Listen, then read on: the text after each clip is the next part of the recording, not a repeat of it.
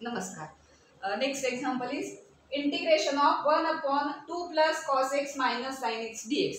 आता याच्या आधीच्या व्हिडिओमध्ये आपण बघितलंय अशा टाईपची लिनियर फॉर्म मध्ये जर कॉस आणि साइन मधली एक्झाम्पल्स आली तिथे डिनॉमिनेटरला कॉस अँड साइन आहे तर त्यासाठी काय ट्रिक वापरायची हे आपण बघितलेलं आहे. कारण इथे लिनियर मध्ये कॉस एक्स आणि साइन एक्स त्यामुळे तसे काही फॉर्म्युले डायरेक्ट अप्लाय करता येणार नाही किंवा डायरेक्ट लॉग मध्ये सुद्धा इथे सॉल्व्ह करता येणार नाही. सो इथे टॅन जरी अपियर नसलं टॅन जरी दिसत नसलं तरी टॅनची सबस्टिट्यूशनने आपण हे एक्झाम्पल जास्त सिम्प्लिफाय करू शकतो हे आपण बघितलेलं आहे. सो आधीचा व्हिडिओ तुम्ही बघितला नसेल तर जाऊन बघा. जिथे अशा टाईपची लिनियर फंक्शन्स आली कॉस साइन मधली तर ती टी मध्ये आपण कशी शिफ्ट करायची त्यासाठी काय सबस्टिट्यूशन करायची हे आपण बघितलंय.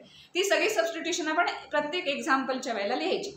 म्हणजेच काय आपल्याला टी मध्ये आणायचं हे अल्जेब्राइक एक्सप्रेशन मध्ये आणायचं. त्यासाठी dx रिप्लेस झाला पाहिजे कॉस आणि साइन हे सगळं रिप्लेस झालं पाहिजे म्हणून आपण सबस्टिट्यूशन करतो टॅन मध्ये. आता इथे अँगल कोणता आहे बघायचं. इथे अँगल x असा अँगल आहे त्यामुळे टॅन x/2 ला सबस्टिट्यूट करायचं.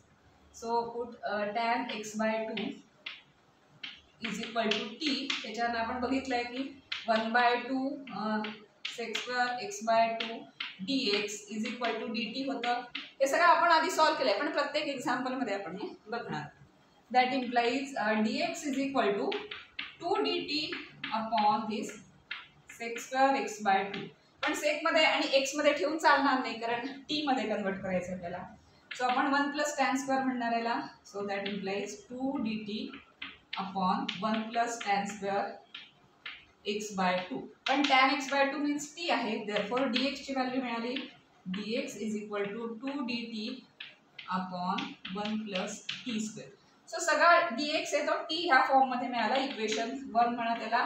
त्या सगळ्या व्हॅल्यूज आपण ह्या इंटिग्रेशन मध्ये सबस्टिट्यूट करून इंटिग्रेशन t ह्या फॉर्म मध्ये आणणार. जसं dx मिळाला तसं साइन आणि कॉस च्या व्हॅल्यूज पण बघायला हव्यात. साइन x चा फॉर्म्युला साइन 2x चा जो फॉर्म्युला आहे तो साइन x साठी अप्लाय करायचा. कुठला फॉर्म्युला घ्यायचा आहे तो 2 sin cos वाला नाही टॅन मधला फॉर्म्युला घ्यायचा. So that formula is 2 tan x/2 because half होतं ह्याचा अँगल इथे हाफ होतो upon 1 + tan² x/2. But tan x/2 is t. therefore sin x is equal to 2t upon 1 + t². Equation 2 he value आपण इथे replace करणार. तशीच cos x ची बघूया. cos x is equal to cos चा पण tan च्या फॉर्म मधला 1 - tan² x/2 upon 1 + tan² x/2. So that implies cos x is equal to 1 - t² upon 1 + t².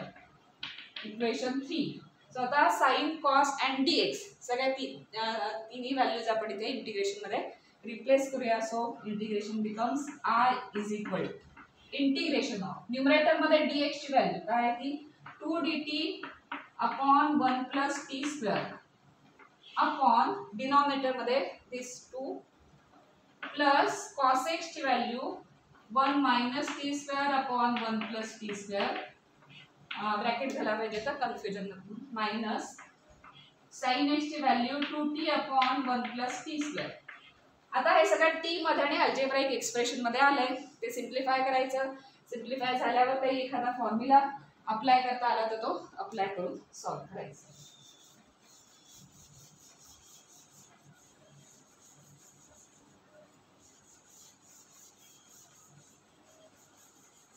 आता न्यूमरेटर आधी तसाच राहू दे. डिनॉमिनेटर आपण थोडा सिम्प्लिफाय करून घेऊया बिकॉज इथे 1 + t² त्याला डिनॉमिनेटर आहे. इथे पण आहे. इथे 2 ला नाहीये तर आपण सेम करून घेऊ डिनॉमिनेटरचा denominator. So that implies integration of 2 dt upon 1 + t² upon याने याला मल्टिप्लाय करायचं म्हणजे किती होणार ते 2 × 1 2 + 2t² ह्याने मल्टिप्लाय केल्यानंतर ह्या सगळ्या न्यूमरेटर मध्ये टर्म्स येणार आणि सगळ्यांचा डिनॉमिनेटर सेम होणार आहे. तो सगळं डायरेक्ट लिहूया. आता सिंपल आहे ना हे साधं अल्जेब्राइक आहे. प्रत्येक स्टेप लिहत बसायची गरज आता नसेल. डायरेक्ट इथे मल्टिप्लाय करून न्यूमरेटर आणि डिनॉमिनेटर लिहूया. सो 2 + 2t² हे झालं. याला मल्टिप्लाय करून आहे +1 - t² आहे -2t आणि या सगळ्यांचा डिनॉमिनेटर सेम झाला विच इज 1 + t². 1 + t². आता ऑब्झर्व केलं तर a/b/c/d तिथे b आणि d सेम असतील तर ते कॅन्सल होतात, सो हे कॅन्सल झालं. आता काय काय उपलब्ध आहे इंटिग्रेशन मध्ये? दॅट इम्प्लाइज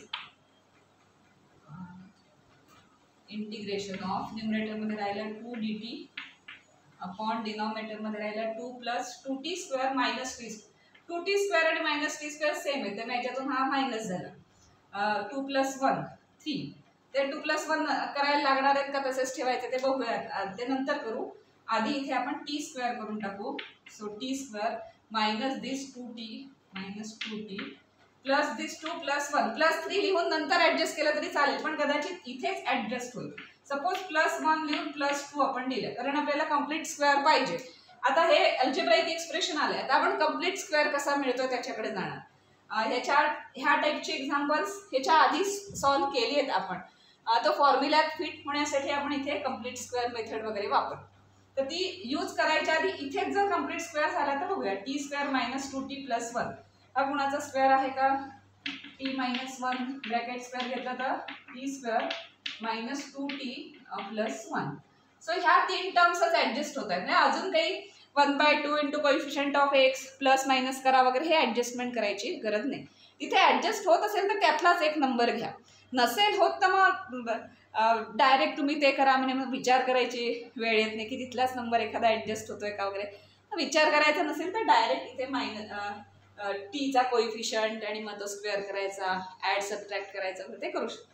शेवटी ते हेच येईल परत. सो हा 1 इथे ऍडजस्ट होतोय या स्क्वेअरसाठी, तो आपण यूज करू. आता एकदा चेक करा की इथल्या सगळ्या टर्म्स आल्या ना व्यवस्थित. 2t² - t² means 2t. This is -2t. हा 2 आणि हा 1 आणि हे डिनॉमिनेटर कॅन्सल झाले. So that implies integration of 2dt upon हा कशाचा स्क्वेअर आहे? t - 1 ब्रॅकेट स्क्वेअर, याचा हा स्क्वेअर आहे. आणि हा 2 कशाचा स्क्वेअर आहे? +2 हा √2 चा स्क्वेअर आहे. कारण आपल्याला a² + x² और x² + a² अशा फॉर्म मध्ये पाहिजे ना. आणि हा न्यूमरेटरला व्हेरिएबल नाहीये, त्यामुळे आपण हे करू शकतो. न्यूमरेटरला कॉन्स्टंट आहे, तो आपण बाहेर घेऊ कधी. आणि आता हा 1/x² + a² हा फॉर्म्युला आला. तो फॉर्म्युला आठवा आता कशाचा फॉर्म्युला आहे तो. कशाचा आहे तो formula? 1/a tan inverse x/a. So याचा आपण आता 2 × इंटिग्रेशन dt अपॉन दिस t - 1 ब्रॅकेट स्क्वेअर प्लस दिस √2². आता हे 1/a² प्लस b² आला. सो फॉर्म्युला लिहूया सांगतो. 2 × 1/a. a means this √2 tan inverse x/a. x means t - 1 upon a. a means this √2 plus c. अर्थात हे सगळं t मध्ये आलंय, ते कुठल्याही स्टेजला आपण आता x मध्ये आणू शकतो. हे √2 आणि 2 मधला एक कॅन्सल झाला म्हणजे √2 राहिला. tan इनवर्स t च्या इथे काय लिहिणार आपण? tan x/2 बिकॉज सबस्टिट्यूशन आहे ना. tan x/2 -1 upon this √2 plus c. So this is your final answer. त्यामुळे ह्या इंटिग्रेशनचा आन्सर काय असणार आहे? इंटिग्रेशन असणार आहे हे. त्यासाठी आपण tan x/2 = t ही सबस्टिट्यूशन, ही ट्रिक आपण इथे यूज केली. त्यामुळे अल्जेब्राइक एक्सप्रेशन आलं आणि मग ते पुढे सॉल्व्ह करतात.